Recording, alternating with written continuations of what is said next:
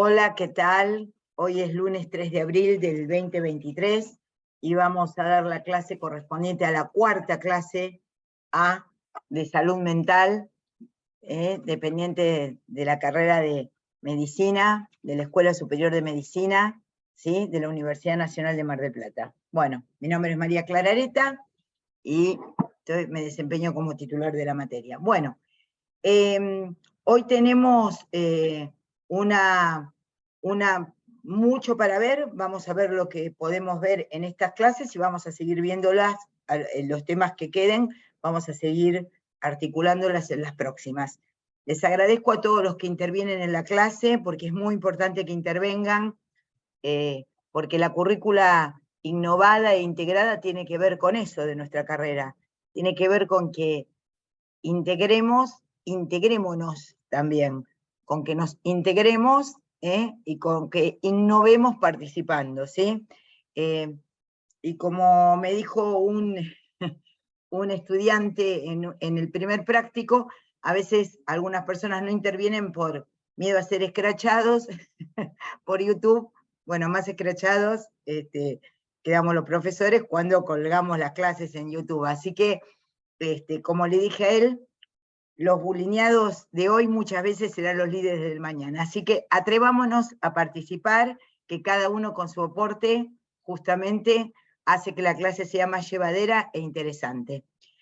Bueno, vamos a retomar, me gusta hacer como un enganche con respecto a lo que trabajaron en el práctico anterior y poder retomar algo de ahora. Recordemos que habíamos trabajado el concepto de lo normal y lo patológico, y también la idea de enfermedad, trastorno, padecimiento, sufrimiento. Recuerden que siempre tienen que contextualizar, digamos que así como nosotros tratamos de no decir enfermedad mental, sino justamente pensar el concepto de padecimiento, ¿no?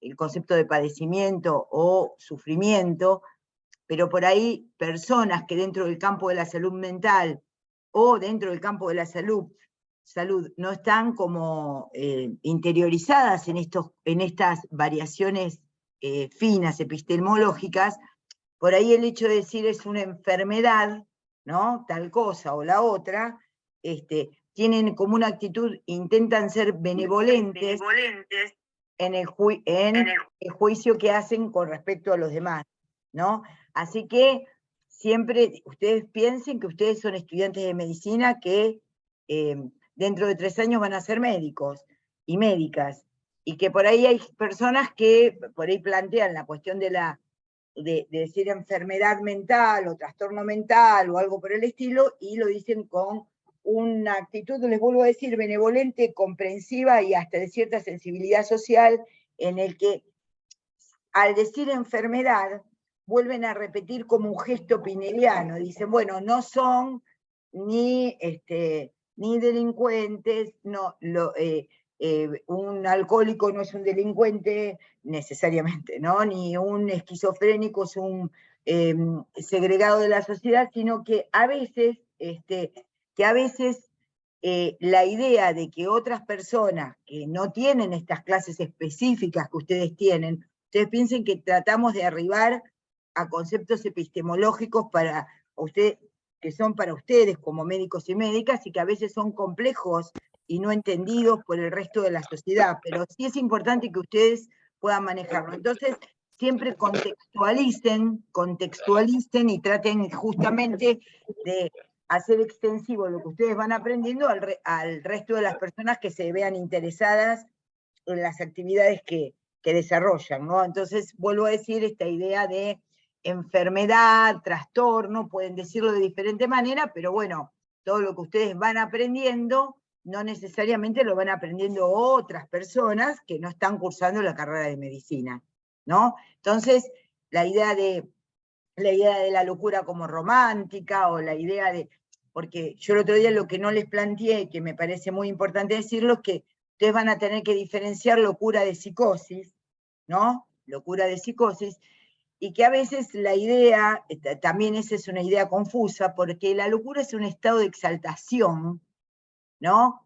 Un estado de exaltación de la afectividad, que todavía no hemos visto, ahora vamos a ir, Y la psicosis, en cambio, es una estructura clínica que implica un fuerte trastorno con el criterio de realidad y un alto grado de perturbación del lazo social del sujeto. En cambio, la locura, la cuestión alocada, la vamos a dar desde la cátedra como un estado de exaltación que puede corresponder o no a una estructura psicótica. Quiere decir, si la neurosis implica que hay un lenguaje, que el sujeto está incluido en el discurso, la neurosis, que es la normalidad como sinónimo de neurosis, está incluida en eso, la psicosis es una ruptura con el lenguaje, con el lenguaje, con el discurso particularmente, es una fuerte descontextualización de lo que sería el principio de realidad, y de alguna manera justamente está fracturado el lazo social con un trastorno y una perturbación grave de ese sujeto que está padeciendo esa psicosis. Entonces vamos a diferenciar locura de psicosis. Ustedes tienen que diferenciarlo. Una persona puede presentar un grado de locura y no corresponder a una estructura psicótica. Por ejemplo, las locuras histéricas. Una persona que es una neurosis histérica puede estar con un grado de exaltación de la afectividad y presentarse alocada, llorar, gritar, entrar a la guardia con un estado de desestabilización, y sin embargo pertenece a una estructura neurótica, una estructura habitual, digamos, de la histeria, de la neurosis obsesiva o de la fobia. Entonces, y en cambio el psicótico, el paciente o la paciente psicótica, es un paciente que ha roto con los lazos del lenguaje, que no puede expresarse, no puede conectarse en el lazo social que implica el discurso. ¿Esto les queda claro? ¿Ustedes ven alguna serie, película, algo por YouTube en donde puedan decir quién aparecería locamente, quién aparecería más como un psicótico? ¿Se acuerdan de alguna escena de televisión, de TikTok, de algo que ustedes hayan visto para que podamos diferenciar esto? Porque yo me acuerdo de películas, pero ustedes me dicen que no ven películas. Entonces, ¿para qué les voy a citar cosas que ustedes no ven o que ustedes no reconocen? Pero sí, por ahí, si alguna serie de televisión o algo que ustedes hayan visto de la cotidianeidad, que hayan visto a alguien como gritando y hayan dicho, bueno, este es un loco, ¿recuerdan alguna situación de alguna ficción o algún acto que les haya, por ejemplo, en la cotidianeidad? Por ejemplo, sucede un incidente de tránsito. Ustedes saben que no se debe decir accidente de tránsito, sino incidente de tránsito, ¿verdad? Porque lo accidental tiene que ver únicamente con lo casual y es probabilísticamente muy poco prevenible. Entonces el incidente es prevenible. Ustedes pueden ver un incidente de auto. Un tipo que está estacionando y choca al de atrás o al de adelante, o que el de adelante o el de atrás frena intempestivamente y la persona se ve sorprendida o inclusive vapuleada físicamente. Bueno, uno, según el estado de la persona, puede bajar, querer ir a pelearse, querer, no sé, agarrar un palo, esos incidentes que se ven en esta locura cotidiana que vemos.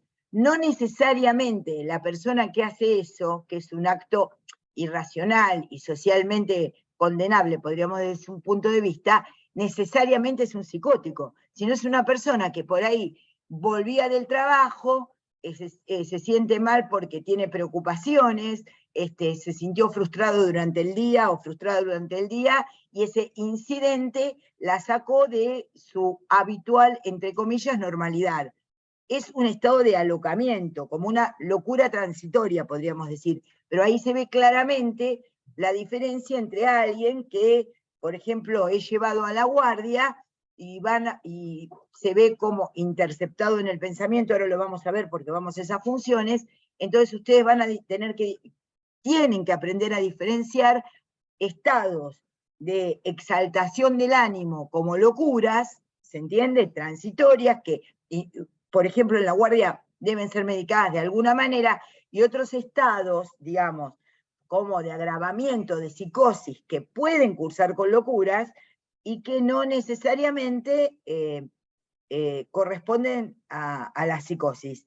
¿Se entiende esto? No sé si ya están Marcos y Hernán en... Profe, Sí, dale. consulta, porque en esto que vos decís, obviamente creo que lo esencial para ver la diferencia es como una continuidad en el tiempo de observar a la persona, porque obviamente si vos ves un incidente, no tenés forma de diferenciar lo que pasa de una persona maniática que efectivamente desarrolla la afectividad exaltada continuamente. Muy bien, bueno, y ahí planteaste uno de los términos justamente de la psicosemiología, que es manía, que es justamente una afectividad exaltada.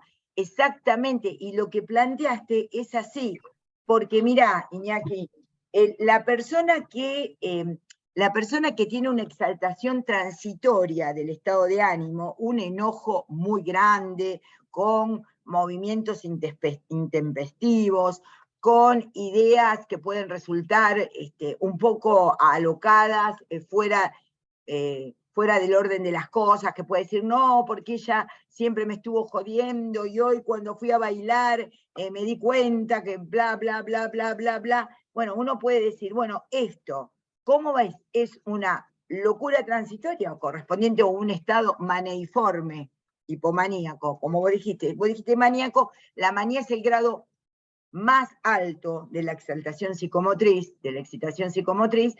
Lo otro, los que son menos grandes, menos importantes en la actividad, se llaman hipomaníacos. Entonces, por ahí justamente lo que está planteado es un estado maneiforme, maníaco, símil maníaco, maneiforme, por eso se llama así.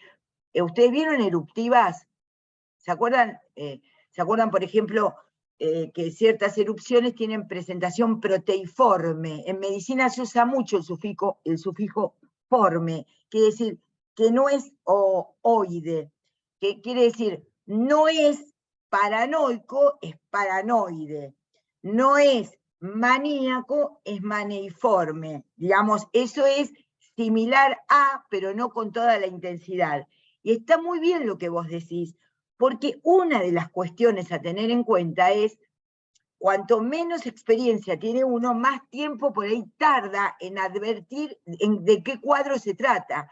Y mi desafío hoy es poder empezar a que ustedes en la práctica de médicos y médicas generalistas puedan determinar algunas circunstancias que les hagan pensar en un cuadro u otro. Porque si se tratara de un alocamiento en una estructura histérica o en un episodio de una neurosis descompensada por determinadas cuestiones, lo que uno podría decir, en un tiempo eso se va a resolver como les han enseñado por ahí con las diarreas en sana o algo así, son autolimitantes, digamos, son autolimitadas, se resuelven espontáneamente, ¿no? En salud mental es un tema, porque pocas cosas se resuelven solas, digamos, siempre se requiere la intervención del otro. ¿Por qué? Porque la emergencia en salud mental, la urgencia en salud mental, tiene que ver con el pedido hacia que otro estabilice la escena, con mayor racionalidad, con un acompañamiento, con una intervención. Pero es importante poder marcar estas cosas. Entonces, por ahí, de esta manera, por eso les digo, lo cuidadoso es que hay que ser epistemológicamente, porque nosotros le decimos, no vamos a hablar de enfermedad, pero por ahí, que una persona, no habiéndose recibido de médica, no practicando la medicina, pueda decir, bueno, tengámoslo determinada prerrogativa porque es un enfermo, quiere decir que por ahí tiene una actitud socialmente benevolente con el otro, ¿no? Entonces ahí no es que podemos sí ir hablando entre nuestros compañeros, el equipo de salud, estas cuestiones que ustedes tienen. Esa también es una función de extensión de la universidad. Lo que ustedes van sabiendo, lo pueden ir hablando en sus casas, con sus amigos, también con sus colegas. Pero es verdad que hay ciertas cuestiones, como la salud mental tiene que ver con un lazo social, que se pueden ir planteando. No sé si te he contestado entonces. Lo que es alocamiento o una exaltación del estado de ánimo transitorio se resuelve a veces en la guardia hay que darle una benzodiazepina, por ahí, no sé si está por ahí el doctor, el doctor Aymar por ahí. Se puede dar una benzodiazepina, una tranquilización media, y la persona se tranquiliza con la escena de la guardia, siempre, como, ¿se acuerdan que decía mi profesor? En un lugar de guardia de salud mental, ahora te doy, sí, Marcos, ahí te veo.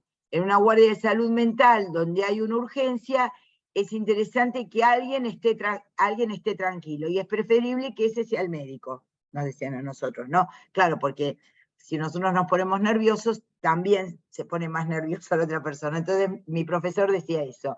Es muy interesante que en un estado de urgencia psiquiátrica, de urgencia, antes se decía psiquiátrica, de urgencia en salud mental, haya por lo menos uno que esté medianamente tranquilo, y preferentemente el que está a cargo de conducir la situación. Sí. Miren, recuerdo un caso clínico, porque tiene que ver con lo que con lo que estamos viendo ya de sensopercepción. Recuerdo una persona, una mujer de unos 30 y pico de años, que en ese momento estaba embarazada hace muchos años de esto, que presentaba un alto grado de exaltación psicomotriz, había inclusive, estando embarazada, había hecho un intento de suicidio. Me llamaron para consultarla. Iñaki, ¿preferís que te deje sin anclaje o con anclaje? Como que prefieras vos. Ajá, bueno. Como quieras, profe, no sabía que estaba anclado, de hecho. Bueno, cuando quieras volver a intervenir o cualquiera. Y esta mujer, ustedes miren el nivel de acting que tenía, que aún estando, ella es profesional, la pareja de ese momento también lo era, embarazada y todo, bueno, intentó bueno, sacarse la vida, ¿no? Porque hizo un intento de suicidio. Entonces yo la veo, hago la consulta, más de una consulta, pero la veo. Entonces en la primera consulta yo me di cuenta que no era una psicótica, que estaba en un punto de locura transitorio, en una estructura, digamos, por ahí frágil, pero que no era una psicosis. Y el marido, de la pareja de ese momento, era médico, y él me dice, bueno, ¿qué diferencia hay a que sea psicótica o no? Y yo le dije, mire, doctor, para usted no es lo mismo un infarto que una miocarditis dilatada, ¿no? Bueno, para mí tampoco. ¿Por qué? No es lo mismo. Porque uno puede decir, sí, el A2 le duele el pecho, el O2 puede tener una insuficiencia cardíaca, pero no va a evolucionar de una manera con un cuadro que con otro. No sé si se entiende. Puede presentarse alocamiento, por ejemplo, ¿no? En un enloquecimiento transitorio, pero no va a evolucionar cómo evolucionan la psicosis y cómo evolucionarían lo que él en ese momento decía debe ser una esquizofrenia. No, no es una esquizofrenia, porque no tenía ni alucinaciones, ni delirios, ni ningún trastorno del lenguaje, ni de la sensopercepción que me hiciera pensar que el diagnóstico era ese. Bueno, así evolucionó, digamos, y evolucionó como una neurótica que fue, después se estabilizó. Pero recuerdo que fue útil en ese momento que la pareja fuese médica, porque bueno, uno puede decir, bueno, es lo mismo una miocarditis dilatada que un infarto. Bueno, para el cardiólogo no es lo mismo. Bueno, para el psiquiatra no es lo mismo un trastorno agudo, ¿no? De la afectividad con un enloquecimiento, que otros trastornos que los vamos a llamar fundamentales y que hoy vamos a aprender, por ejemplo, en la sensopercepción, que son características de las estructuras psicóticas. Entonces, los enloquecimientos pueden darse en cualquiera de las tres estructuras, neurosis, perversión y psicosis, y ustedes en la guardia sí van a tener que diferenciar cuáles son cada uno, o ante la duda, saber que hacen un diagnóstico presuntivo y que tienen una conducta expectante con respecto a eso. Porque si no, entra una estructura histérica, ya sea en varón o mujer, o él, el transgénero, llorando, y ustedes tienen que aprender que en salud mental la gravedad no se da por el llanto o el volumen de los gritos, porque alguien puede gritar mucho y estar transitoriamente alterado y no ser una estructura psicótica, y alguien puede estar muy silente y contenido y ser una estructura psicótica que va a evolucionar mal como evolucionan las esquizofrenias. ¿Se entiende esto, no? Estas son nociones que ustedes tienen que tener, que tienen que salir de la materia sabiendo esto. El que grita más ni tiene la razón, ni está necesariamente más loco.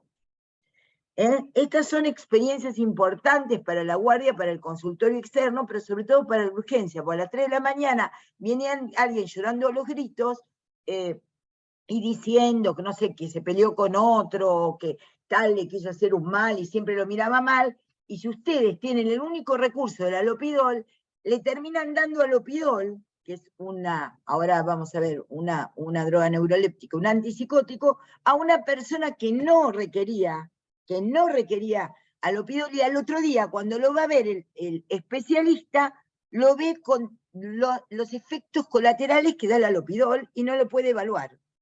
Entonces vamos a ver si ustedes pueden hacer el diagnóstico diferencial, si ustedes tienen que quedarse expectantes o si ustedes tienen que advertir que tienen que hacer una intervención intermedia hasta que lo vea justamente un especialista.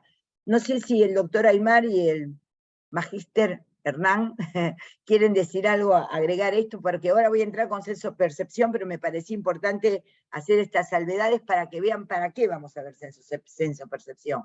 Sí. Sí, sí, básicamente, por ahí lo que decía Iñaki, que preguntaba en relación a lo temporal, creo que también una cuestión ahí que es importante, siempre, digamos, más allá del cuadro clínico con el que cursa en ese momento el paciente, uno por supuesto que tiene que ver los antecedentes, ¿no?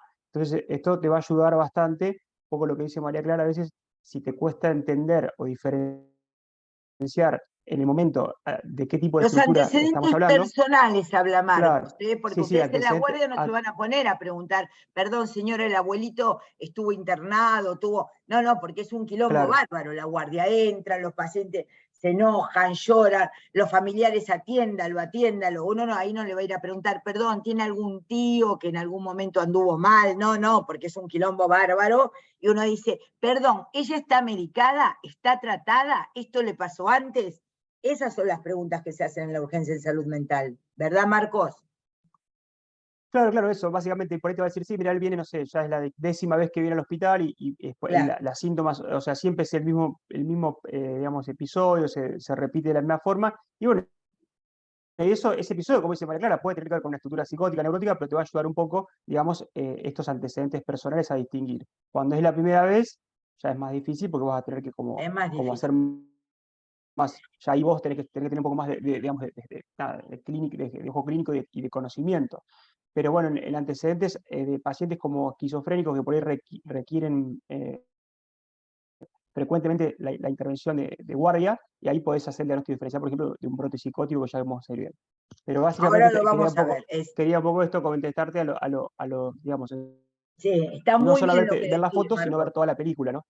Exactamente. Está muy bien porque, como dije el año pasado, ¿no? Nosotros empezamos con la película iniciada. Ustedes, es como si empezaran el episodio 8 de Netflix. Ya sé que por ahí ustedes no ven Netflix porque son modernos, pero no sé qué mierda ven, pero ven algo ven en episodios, digamos. Entonces, uno empieza en el episodio 8 y no entiende nada. Bueno, la vida es así. Uno empieza en la temporada 33, episodio 15.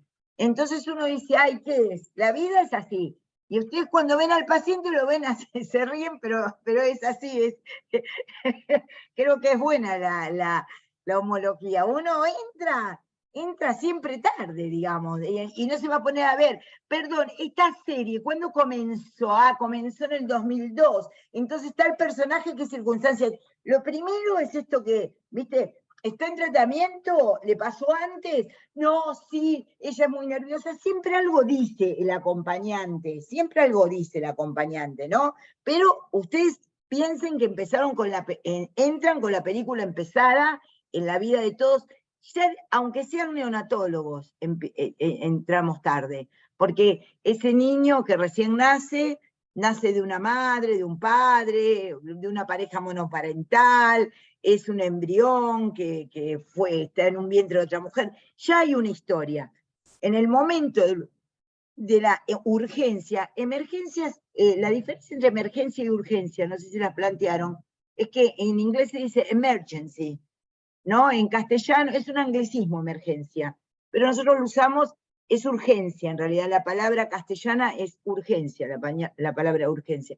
Pero es linda la palabra emergencia porque tiene otra connotación etimológica para nosotros, que es que algo emerge. Y la verdad que lo que emerge para el ámbito de la salud mental siempre es un poco alocadamente. Nadie va a las 3 de la mañana a decir, hola, ¿qué tal? ¿Cómo está? No, yo lo que estaba viendo era si en realidad viajo primero a España o después a Francia. Y si lo hace, porque está mal. Si lo hace, porque está mal, porque no es pertinente con el vínculo establecido socialmente. No sé, ¿querés decir algo, Hernán? Agregar, comentar. No, nada en particular, María Clara. Bueno, muy bien. Entonces vamos a tomar sensopercepción. Ustedes sabrán que sentidos tenemos 5, ¿no? Bueno, olfato, vista, tacto, gusto, ¿no? Pero la sensopercepción, ¿qué es? La sensopercepción es la función psíquica que, como dije el año pasado, que estaba muy buena la clase del año pasado, no la volví a ver, por supuesto, y ustedes tampoco volverán a verla, ¿no? Por supuesto. Pero es la conexión que, ¿cómo tienen que pensarla? La conexión que tiene el sujeto con sí mismo y con el mundo, ¿no? Le habíamos puesto así, conectándonos con el mundo, creo, ¿no, Hernán? Una cosa así, ¿no? Como que es la idea de, lo que uno, a partir de las sensaciones, puede saber, conocer del mundo. Entonces ahí tienen en beta, ¿no? Van a tener muchas clasificaciones con respecto a cómo son las imágenes, las sensaciones, las percepciones. Yo les voy a dar lo que me parece que es imprescindible que discutamos para que ustedes entiendan ciertas cuestiones y que es después lo que vamos a tomar en el examen también, porque me parece que es importante que ustedes empiecen a diferenciar ciertas cuestiones. Uno puede pensar, la sensopercepción es esta conexión por medio de las imágenes, de cómo se conecta, podríamos decir, el yo con el mundo externo y también el yo con el mundo interno, porque hay sensopercepciones que son justamente del mundo interno, ¿no? Del propio cuerpo, y que puede estar alterada. ¿Y por qué es tan significativa esta función? Porque esta función es uno de los fundamentos, en esta función recae en uno de los principales intereses en donde podemos marcar cuál es la diferencia entre una estructura neurótica normal de una estructura psicótica con fuertes complicaciones con respecto al lazo social. ¿Por qué? Porque la sensopercepción, cuando esta idea, esta conexión que uno tiene del mundo externo, ¿no? Mediante las imágenes, mediante las sensaciones táctiles, olfativas, visuales, auditivas, etc., nos dan una idea, nos dan elementos para poder llevar a la elaboración del pensamiento. Cuando la sensopercepción está bien, no se nota nada. Todo pasa para ustedes, médicos de guardia. No estoy dando un curso para especialistas. Para ustedes, médicos y médicas de guardia, médicos generalistas de consultorio externo, en general no ven grandes dificultades, no notan nada raro. Pero sí por ahí pueden notar que el paciente, justamente retomando lo de la atención de la clase pasada, que el paciente esté como raramente distraído en una descripción común, raramente distraído. Y ustedes pueden evaluar a través de cómo habla el paciente, porque el paciente, y se acuerdan que yo les enseñé a diferenciar que las conductas corporales son preverbales, pero no son prelingüísticas. Esa es una diferencia que vamos a preguntar. ¿Por qué? Porque el lenguaje también conduce nuestro cuerpo. El lenguaje también es el que conduce nuestro cuerpo. Y nuestro vínculo con el discurso es el que conduce nuestro cuerpo. Entonces, las alteraciones de la sensopercepción pueden ser cuantitativas, como nos han enseñado todos los profesores que hemos tenido, y cualitativas. Cuantitativas es cuando la sensopercepción está disminuida, que puede ser desde la normal fatiga, digamos, si uno tiene, si ustedes están cansados porque están estudiando desde las 6 de la mañana, o se levantaron a las 6 de la mañana porque fueron al hospital, yo qué sé, no van a escuchar la clase con la misma disposición que si no escucharan la clase, que si hubiesen descansado toda la mañana. O si ustedes están al mismo tiempo viendo el WhatsApp o escuchando lo interesante por otro canal de YouTube, por un canal de YouTube, tampoco prestan mucha atención. Quiere decir que la atención, que habíamos dicho que es la función psíquica de concentración del estado psíquico en una situación, también se articula con la sensopercepción porque justamente la atención sería el foco de luz que ilumina, que marca algún foco de interés, y la sensopercepción es lo que entra a partir de los sentidos. ¿Pero es solo a partir de los sentidos? No. No es lo mismo los sentidos que la sensopercepción, porque la sensopercepción es una función psíquica que integra varias funciones en sí mismas. La atención, la ideación, el pensamiento, el juicio. Como dijimos, están muy integradas. Entonces, nosotros, ¿qué pretendemos que ustedes puedan diferenciar? Puedan diferenciar que un paciente puede estar con ilusiones, por ejemplo, ilusiones de modo, en general, la ilusión es un trastorno de la sensopercepción que se ve en las estructuras normales, ¿no? Desde, no sé, que fumó marihuana y, no sé, o se dio con alguna otra cosa y puede venir con algún tipo de ilusión. No, yo me pareció que vi a mi papá, o están en la guardia y llega alguien que no está francamente alcoholizado, digamos, que no tiene un estrechamiento, no está del todo vigil, como dijimos el otro día, diferenció muy bien el doctor Aymar, vigil de consciente, tiene como un trastorno, digamos, y puede estar diciendo, sí, me pareció. La ilusión es un trastorno cualitativo de la sensopercepción, en donde el objeto de la percepción se deforma, pero no mucho. Se deforma, pero no mucho. Y en general está asociado a decir, es como, parece mi mamá, tiene que ver con la historia del sujeto, en general tiene que ver con la historia del sujeto, puede relacionarlo con otra cuestión, y es una ilusión.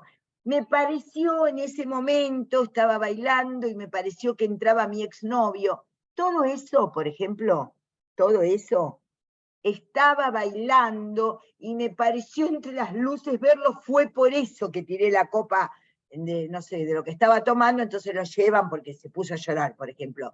Eso de estaba bailando y me pareció ver entrar a fulanito al que amé tanto, bueno, eso no es una alucinación. No es una alucinación. ¿Por qué? Porque está muy dicho en un lenguaje que remite a una escena y que tiene que ver con la afectividad de la persona. ¿Se entiende lo que digo? Entonces, tiene que ver, puede ser con un duelo transitorio, por ejemplo, si la persona está hablando de un ex que se fue recientemente o no, tiene que ver con el me pareció, se parecía mucho, estoy muy sensible. La persona remite a sí misma y articula lo que percibió con su estado, quiere decir que está con un grado de subjetividad interesante, se advierte inestable, y cuando alguien se advierte inestable, no está tan mal. En general no es una psicosis. ¿Se va entendiendo?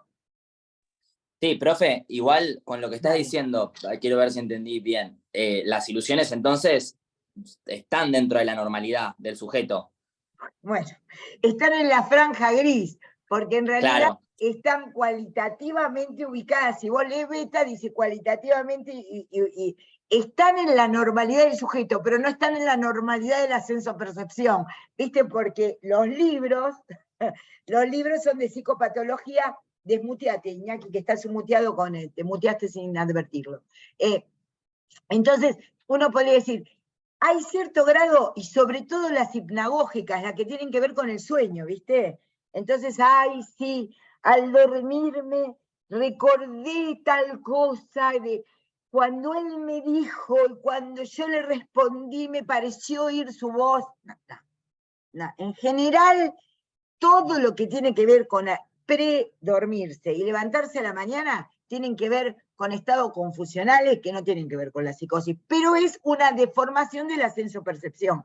Pero traten esto de entenderlo, porque más que un teórico, como si fuera un taller de habilidades, cuando yo trato de hacerles, si ustedes me dijeran algún personaje, yo podría, pero aludir a, si lo conozco, si conozco la referencia que ustedes traen, podría aludirlo, pero como hasta ahora no traen nada, desarrollo mis dotes actorales delante de ustedes, pero se entiende que la ilusión es un trastorno cualitativo de la sensopercepción. En la urgencia, si ustedes ven, está más ilusionado, no, fíjense qué palabra aparte, ¿no? Que nosotros en la cotidianeidad, como dicen los españoles, me hace mucha ilusión. ¿Qué quiere decir eso? Que probablemente no esté pasando, pero me gustaría que pasara, porque tiene que ver con el deseo, ver al muerto o al que te dejó, o hay algunos muertos que mejor no verlo nunca más, ¿no? Pero, digamos, o al que te dejó, o que en realidad pareció. Los sujetos somos inestables, entonces al ser inestables podemos presentar esto. La diferencia grande que tienen que hacer con la sensopercepción y que a mí me importa que ustedes salgan sabiendo de salud mental es la alucinación.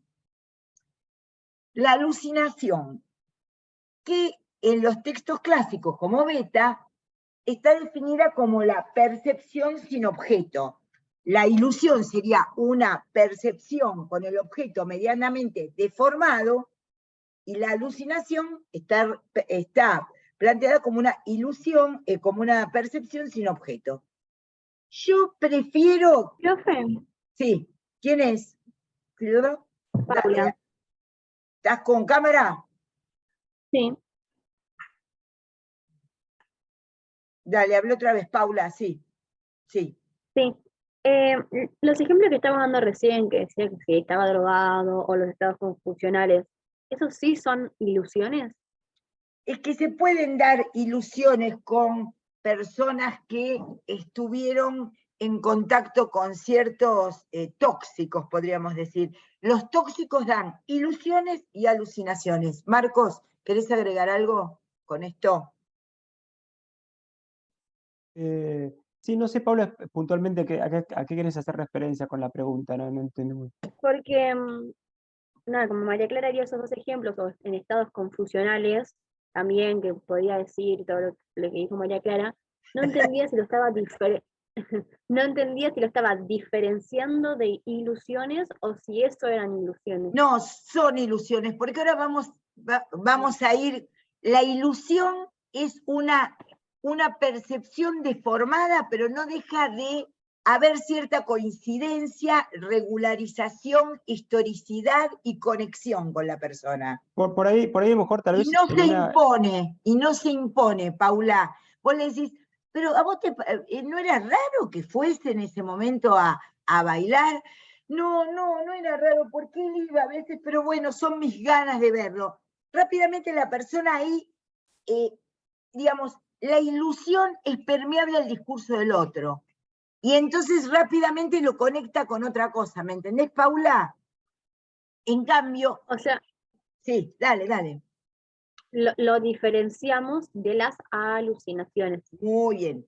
Y entonces, si dejamos ilusión como una percepción deformada, la alucinación para los libros clásicos es la percepción sin objeto.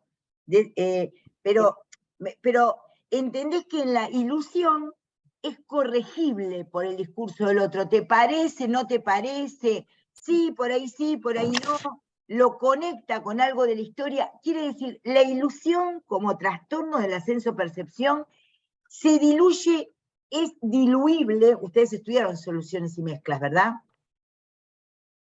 Sí. Se diluye más en el discurso, es permeable el discurso. La ilusión es más permeable el discurso. Sí, tenés razón, no sé qué. En cambio, la alucinación, que es el gran trastorno del ascenso-percepción, es algo que se impone al sujeto de una manera monolítica y tiene dos características. Es autorreferencial y es certera. No es tanto si percibe o no un objeto real, porque saben que los objetos son reales, simbólicos e imaginarios, y de hecho, tanto trabajar con pantallas, esa definición objeto real que aparece en los libros de comienzo del siglo XX, tanto no nos sirven porque, a ver, nosotros ahora somos reales, somos imaginarios o somos simbólicos, viéndonos por pedacitos de una pantalla. ¿Qué hay de real en esto que sostenemos? ¿No? Si yo no, por ahí uno dice, ¿qué tiene, qué cuadro tiene atrás? Yo qué sé, no sé, si yo me pongo así, puede parecer que tuviera, no sé, como unos cuernos, puede ser que fuese. Si me pongo de otro, ¿qué sería? Ustedes piensen en la época en donde vivimos, en la época de ustedes, en lo epocal. La idea de la imagen y de la percepción y de lo que hablábamos del multitasking. Es muy difícil pensar decir un objeto real. ¿Me entendés? Entonces, ¿cómo defino un objeto real ante ustedes? Entonces les digo algo que tiene que ver con la clínica y con el discurso que me enseñó el psicoanálisis. Si una percepción está en duda, es permeable al discurso y puede variarse. En cambio, la alucinación es una percepción que se impone. Que se impone. Esto fundamental, y que es certera y que es autorreferencial, dice Lacan. ¿Y cómo se ve, cómo ustedes como médicos pueden entender que es una alucinación? Todo es por medio del lenguaje, porque ustedes no tienen ninguna cámara, ni rayos X, no hay ningún aparato para diferenciar lo real de lo mental, lo de adentro con lo de afuera. El problemita de la clínica es ese, que uno por lo que dice y hace el paciente tiene que inferir qué le pasa, pero eso pasa en pediatría, en clínica médica, digamos, lo único que ven un adentro son los que hacen diagnóstico por imágenes, o el cirujano cuando abre ve si hay metástasis o no en el peritoneo. Bueno, pero eso es un campo de la práctica. El campo de la práctica en salud mental, que ustedes tienen que aplicarlo al de médicos y médicas generalistas, es que según cómo hable y cómo actúe la persona, ustedes verán si está con algún problema, con alguna dificultad que merezca ser atendida en el campo de la salud mental. Porque no es que estamos dando un curso para psiquiatría ni de psicoanalista. Entonces, ¿cómo se entiende? Por eso vamos a pensar una sensopercepción que a veces está exaltada, otras veces está disminuida por cansancio, yo qué sé, si una persona tomó cafeína, mucho café, Coca-Cola, yo qué sé, cosas por el estilo, o tomó algo para arriba, digamos, o cómo se llaman esas versiones de lo que toman ahí, ay, no me acuerdo cómo se llama, eso que toma la gente ahí, que yo no tomo nada, pues soy abstemia, pero Speedy, bueno, esos energizantes. Sí, energizantes. Energizantes. Si ustedes ven una persona que está exaltada, puede ser también por efecto de energizantes que haya tomado y no necesariamente se haya dado con una línea de cocaína. Y sin embargo está con exaltación porque tiene una mezcla tóxica. Pero vamos a diferenciar cosas que vamos a tomarles y que ustedes en los exámenes, porque ustedes tienen que saber para trabajar.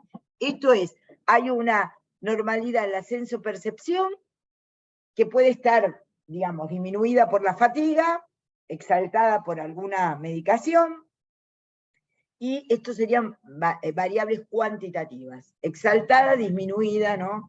Y las otras son alteraciones cualitativas, del cual vamos a resaltar particularmente la alucinación, que es una sensopercepción alterada, dice Beta, alterada, interferida y alterada por el juicio, en donde una sensación, una imagen se impone de una manera categórica, contundente.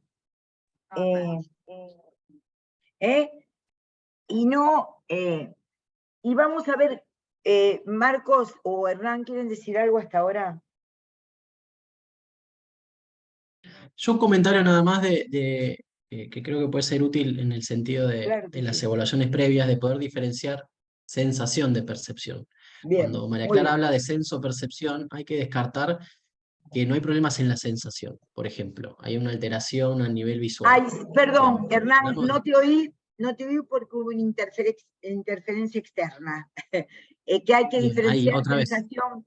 Hay que diferenciar sensación de percepción, ¿no? Que es importante porque ustedes como médicos van a tener que descartar que no se trate de una alteración ni en el receptor sensorial ni en la vía de conducción. Por ejemplo, si el paciente viene refiriendo que ve manchas oscuras, ve algún tipo de alteración, no hay que confundir eso con una ilusión, ¿no? Sin descartar previamente que no haya alguna lesión en el receptor, puede ser la retina, o en la vía de conducción, que puede ser el nervio óptico, ¿sí? Cuando hablamos de alteraciones en la sensopercepción, tenemos que estar seguros de que no hay afectación ni del receptor ni de la vía de conducción. Esto es importante como médicos para poder entrar dentro del terreno de la sensopercepción. Ese Claro, comentario.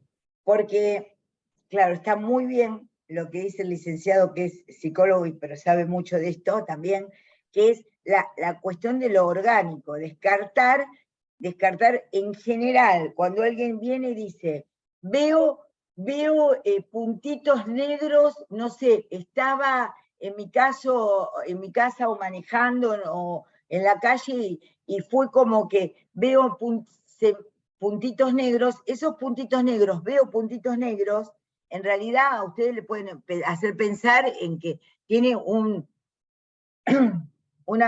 trastorno en el humor vítreo del ojo, digamos, ¿no? O que se le está desprendiendo la retina.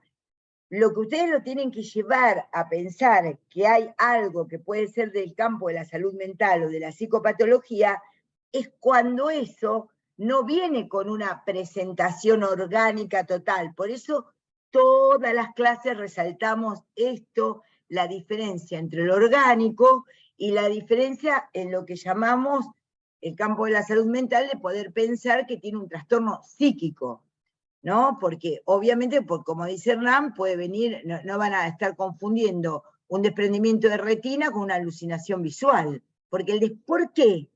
Porque el desprendimiento de retina o, ¿cómo se llama, Marcos? La precipitación del humor vítreo es la que arma, no me acuerdo ahora, esas manchitas que se arman por el humor vítreo, ¿cómo se llama?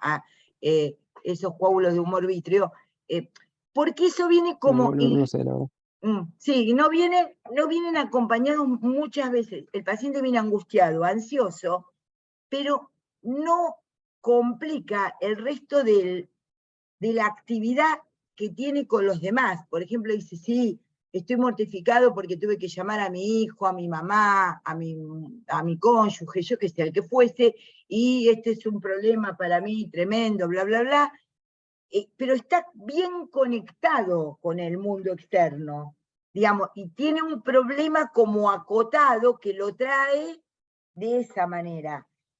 Cuando ya viene un poquito más difícil, sí, veo mosquitas que se mueven, o veo pececitos que se mueven, o me pica porque están caminando, ahí uno ya puede estar pensando en algo más tóxico que esté dentro del campo de lo que podríamos pensarse psicopatológico. Pero es interesante porque nadie viene con su diagnóstico hecho. Todo se parece. Es cuando, miren, cuando yo cursé dermatología, hace chiquicientos años, me pasó lo mismo que cuando cursé microbiología. Todo era tremendamente igual, con mínimas diferencias, y las mínimas diferencias eran enormes. Establecían clínicas diferenciales enormes. Uno decía, ¿cómo algo tan parecido puede ser tan diferente en estructura? Algo aparentemente tan parecido daba cosas diferentes. Un síndrome febril en un chico puede ser una virosis transitoria o puede ser, no sé, el primer episodio de un linfoma. Uno no va a pensar por prevalencia que va a estar delante de un linfoma o que va a tener una enfermedad autoinmune. Digamos, ¿se entiende lo que digo? Acá es lo mismo. El paciente llega con una determinada alteración. Una de las cuestiones que vamos a tener en cuenta es la afectividad con la que entra el paciente. Y la sensopercepción es poder ver, poder advertir cómo se conecta con el mundo con respecto a esto que llamamos sensopercepción. Sí, Marcos. ¿Querés agregar algo? No, está bien. Estaba escuchando un poquito esto que estaban diciendo recién. O sea, entiendo como que tal vez esto de la sensación, ¿no? La sensopercepción, como, digamos, como algo que en realidad la parte de lo consciente, de lo que se hace consciente, ¿no? Uno percibe algo y eso llega como a la conciencia y eso es lo sensorial, ¿no? Esto tendría que ver un poco con lo sensoperceptivo, que, digamos, en algún punto el paciente lo que hace es esa interpretación, muchas veces alterada, ¿no? Que algunos lo pueden describir así. No sé si se entiende Ahora esto. vamos a tomar interpretación, sí, ahora lo voy a tomar, sí. Claro, digamos, ustedes pueden estar, por ejemplo, ¿no? Vamos a tomar un ejemplo clásico de un trastorno del ascenso percepción cuantitativo. Los pacientes que son amputados tienen lo que se llama sensación de miembro fantasma. Le amputan el pie o la pierna por un accidente traumático, por una diabetes descompensada, yo qué sé, y el paciente sin el pie o sin la pierna dicen que les pica el pie o la pierna. Entonces, como explicó antes Hernán, ustedes lo que tienen que tener en cuenta es que obviamente, digamos, no es un trastorno del ascenso percepción basado en psicopatología, sino que uno tiene una representación del cuerpo en el cuerpo que no se anula por no tener los nervios presentes, porque la representación que tenemos de nuestro cuerpo es justamente digamos, permanece aunque nuestro cuerpo haya variado. Entonces esta idea de miembro fantasma, por ejemplo, sería un caso extremo de poder pensar, bueno, ahí, ¿cómo diferencio lo que aparece en la vía de conducción, que está dañada, porque evidentemente ahí hay algo ahí, pero mi cuerpo en mi cabeza sigue teniendo pies, sigue teniendo manos, en el psiquismo sigue permaneciendo así. Entonces, la alucinación es una sensopercepción, implica una alteración de la sensopercepción por juicio desviado, entorpecido, interrumpido, que implica una percepción patológica en donde ustedes quiero que aprendamos a diferenciar básicamente las que son del campo psicótico, ¿no? Que son las alucinaciones auditivas verbomotoras, ¿no? Las voces, las así llamadas voces, ¿no? ¿Qué implica esto? Un trastorno, ¿no? Porque ¿cómo se muestra el paciente que tiene una alucinación auditiva verbomotora? Básicamente puede presentarse interceptado, quiere decir tildado, ¿no? Está escuchando, está como mirando otra cosa y no a ustedes, ¿no? Puede llegar a mover la boca respondiendo a esa voz, eso se llama alucinación verbomotora. Lo siente en la cabeza, le responde con la boca, ¿no? ¿Sí? Y esa alucinación, cuando se comprueba, es patognomónica de la esquizofrenia. ¿Queda claro? Todas las otras alucinaciones, y hay otra alucinación que es patognomónica de la esquizofrenia, que es justamente las que tienen que ver con las sinestesias, quiere decir me mueven el cuerpo. que es lo que los franceses llamaron máquina de influencia, y que también describieron los alemanes, que es siento que me están tirando para abajo, algo me tira para atrás, no puedo quedarme quieto, que es la máquina de influencia. Entonces, la alucinación verbomotora, la alucinación, voy a decirlo así, la alucinación auditiva, que puede ser un acúfeno, un ruido, eso no es tan importante como la verbal, y en general son voces cortas, indicadores de actos sobre el sujeto o insultantes del sujeto. Voy a decir las más habituales: puto, puta, maldito, matate, matalo, siempre vienen cortitas y en imperativo.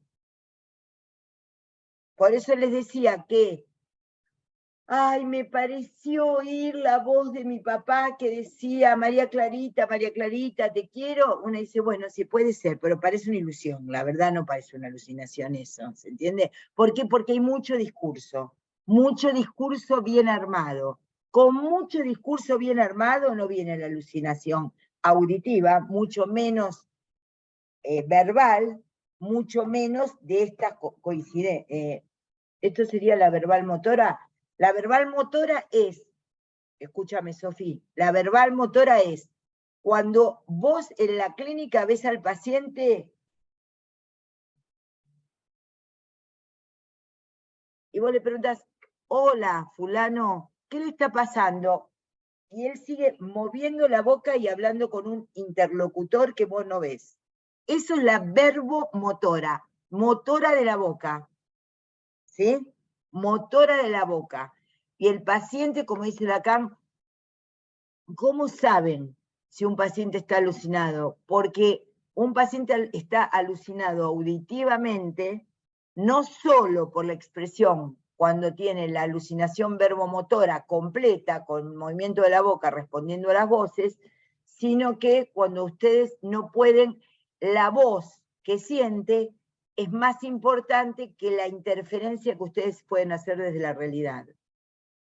Entonces, los acúfenos, los ruidos, tienen que diferenciarlo, obviamente, como decía Hernán. Si una persona entra con trastorno del equilibrio, dice que oye un silbido y tiene nistagmus, ustedes no van a pensar que va a ser un esquizofrénico. Ustedes lo que tienen que pensar es que tiene un trastorno del sistema nervioso, orgánico, me explico, ¿no? Che, ¿se entiende? Digan algo, chicos, algo.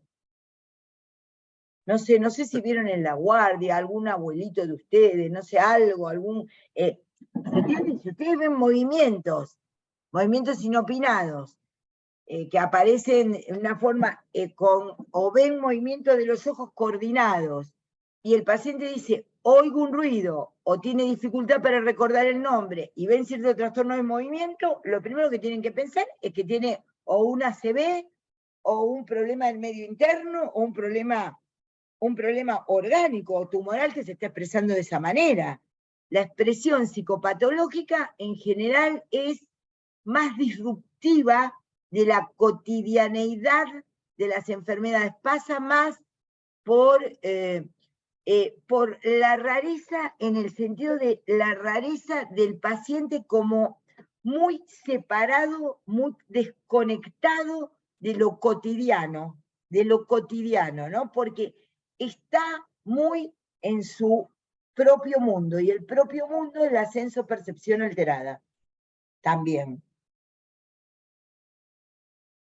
Entonces, la alucinación auditiva puede ser no verbal y verbal, ¿no? La verbal puede ser también, oigo el silbido de una fábrica. Esto que antes le comentaba, la verbal es con palabra articulada, y ya es matate, que les digo de pacientes que he visto en el hospital, qué lindo, cómo mueve la cadera, miralo vos, ¿no?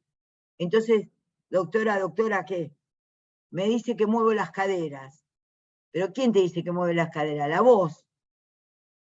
Pero no le voy a preguntar al paciente, perdón, mueve las caderas, no sé si se entiende, para ver, porque es, ven, mover las caderas no constituiría ninguna, ven en esa explosión, mover las caderas, ven como el puto mueve las caderas, dice la voz, se dan cuenta que eso habitualmente no constituye ningún cuadro similar a ningún cuadro neurológico en curso. Es una apreciación, uno podría decir, del lenguaje, en donde están, es un problema psicopatológico que aparece como, se habla de voces insultantes, voces habladas, combinación de voces, voces combinadas, digamos, hay varios tipos de alucinaciones verbales, y esos tipos de alucinaciones siempre tienen efectos sobre el lenguaje del paciente, y en general son alucinaciones que corresponden a cuadros psicóticos, y en particular la esquizofrenia.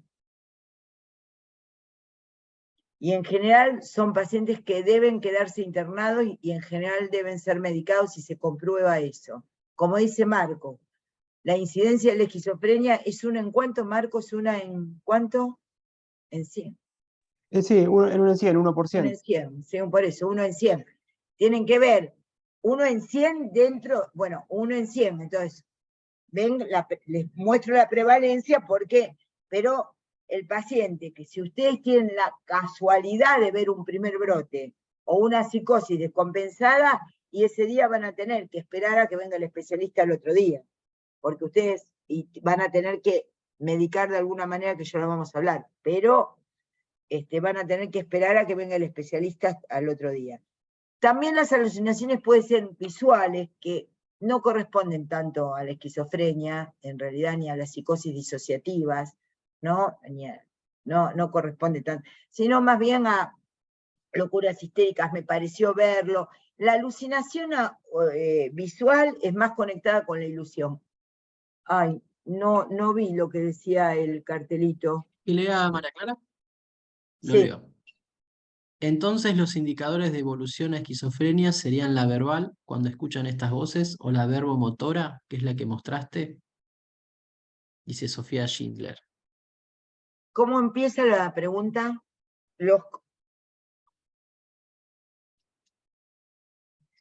Porque no es de evolución, es de diagnóstico.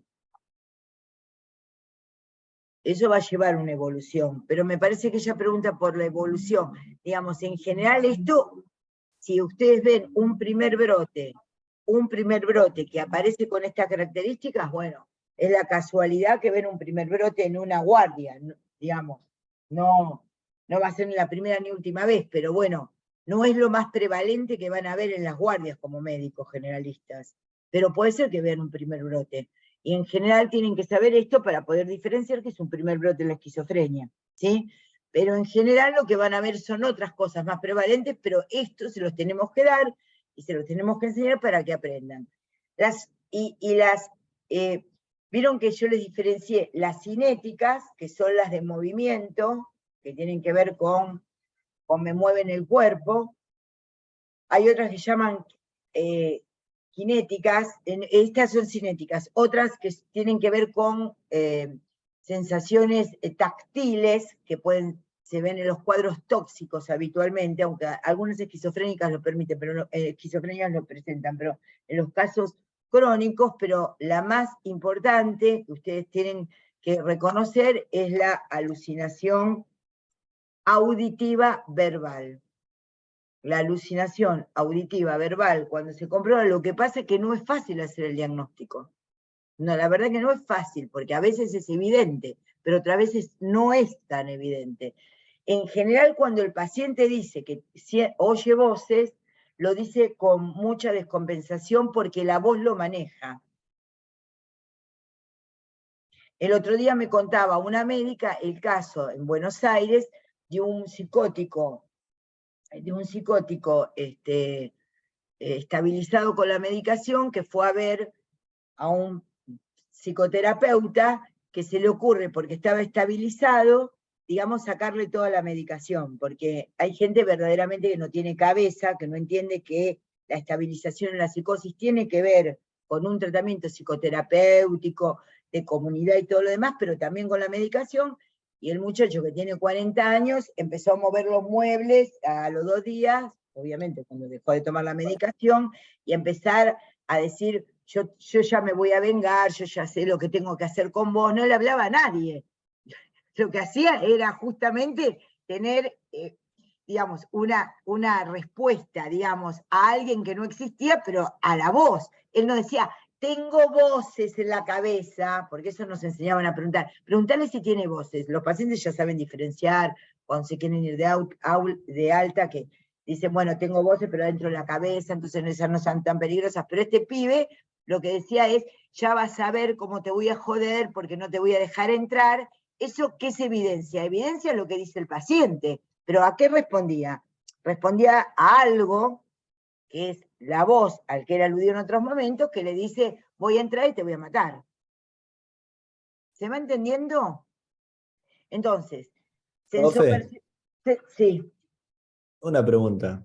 Porque hay gente que habla sola, pero creo que habla consigo mismo, con su subconsciente, creo. ¿Eso en qué parte entra? Sí, como dice Ivanzos, ¿no? Sí. Como dice Machado, quien habla solo espera hablar a Dios un día. Sí, todos de locos tenemos un poco, digamos, ¿no? Entonces uno puede estar por la calle y estar cantando una canción, decir, uy, qué boluda, me olvidé tal cosa, uy, tendría que haber pensado la otra. Claro, lo interesante es que es muy interesante la pregunta, muy interesante la pregunta. Es pensar que en general uno está enojado con esa actitud y si viene otro y le dice, ¿qué te pasa? Pero ¿sabés lo que hice? En lugar de ir a pagar el gas, pagué dos veces la factura de luz.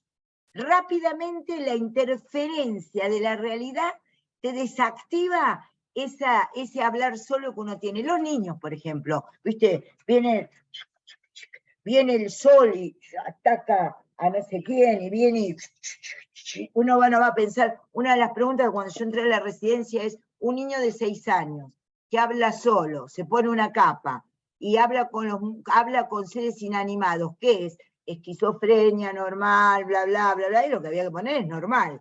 Quiere decir que de niño, viste, uno va caminando por la calle y dice, tendría que hacer tal cosa, pero en realidad se habla y apenas por eso es tan importante clínicamente lo que dice Lacan. Apenas hay una interferencia externa, uno dice, ¿sabés que venía hablando solo? Porque me estaba acordando de tal cosa, o uno recuerda tal situación y dice, qué hijo de puta, mirá lo que me hizo, qué hijo de remil puta. Bueno, eso, ¿no? Que es muy común, por ejemplo, ¿no? O, mirá ahora me doy, suponete, vas por la calle caminando, ¿no? Vas por la calle caminando. Pero qué boluda, cuando me dijo tal cosa era por la otra. Y eso obviamente que no es una alucinación. ¿Por qué no es una alucinación? Porque está en conexión a otro, porque hay discurso, y uno puede verbalizarlo, pero no es algo como secreto para la propia subjetividad, porque lo importante de la alucinación no es que no lo escuche el otro, es que el paciente está sustraído de su propia subjetividad para entrar en contacto con una voz de manera diferente. Todos hablamos de alguna manera solos, ¿quién nos lo ha dicho? Cuando nos reímos, por ejemplo, ustedes no ven The Office, ¿no? Porque yo ahora tengo como una locura que estoy viendo todos los capítulos atrasados de The Office. Ustedes no ven The Office, no, claro. Sí, ustedes no habían nacido. ¿No? ¿Cómo? Que creo que todos la conocemos igual, que es La conocida, sí. conocen igual. Bueno, es muy interesante poder ver si alguien la conoce, sería una gran ayuda para probar salud mental. Sería de gran ayuda para... Y si alguien me trae alguna película o TikTok o algo que vea y lo manda, también sería de una gran ayuda para aprobar salud mental. Bueno, pero ahí uno puede ver, ver la metáfora esa de la sociedad capitalista en manos de esos tarados, y la metáfora lograda de que ellos venden papel para hacer fotocopias, quiere decir que todos son una fotocopia de la sociedad capitalista con ciertos trastornos. Entonces, lo interesante es que cuando uno habla solo o escribe poemas como Machado, quien habla solo espera hablar a Dios un día, o vieron que cuando uno tiene algún problema romántico, siempre se pone un poquito poeta. ¿Vieron? Es una característica.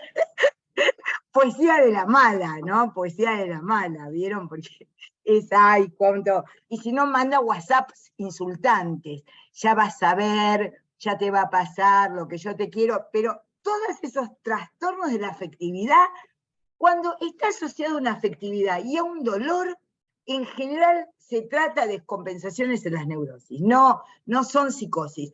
La psicosis implica otra cosa, y por eso lo estamos dando consenso-percepción, y ya adentrarnos al tema de los síndromes.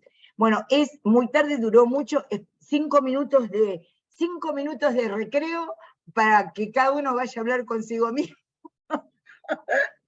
Y en 5 minutos nos volvemos a conectar. ¿Sí? Chau.